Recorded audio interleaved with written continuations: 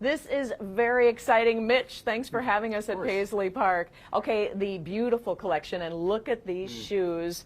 Goes on exhibit Friday. Right. You're giving us a preview. Can you tell me about some of Prince's shoes here? Because this is amazing. There's stories on every one of these. Every single pair has a story, no doubt. But since we're here, why don't we take a look at these? So Prince obviously was a relentless performer, and this is a great example of that because these shoes here show the wear.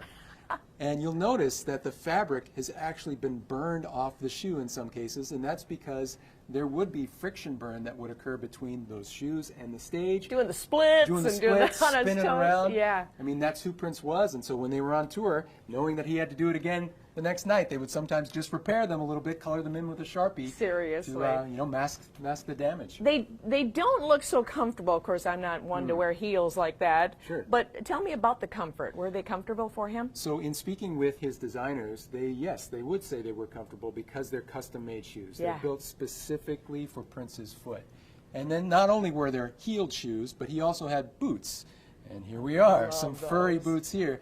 These are actually relevant right now because these were boots that Prince was wearing during his 2010 Welcome to America tour, which he did record an album in conjunction with that tour. However, he never released it. And it's finally going to be released on July 30th How about of this that? year. Yeah. That is very cool. Again, the shoe collection is going to be part of the exhibit starting on Friday for anybody taking the regular tour, correct? Actually, all tour offerings will All be able tour. to step Awesome. into this room. Perfect, perfect. Talk about these shoes because, oh my goodness, I remember those so well. If you know anything about Prince, it's likely you know a little bit something about these shoes because these were the shoes that Prince wore when he was filming the music video for Raspberry Beret. And he did have a matching suit, of course, in conjunction with his shoes, as he often did. Nearly every outfit Prince ever owned was custom made for him.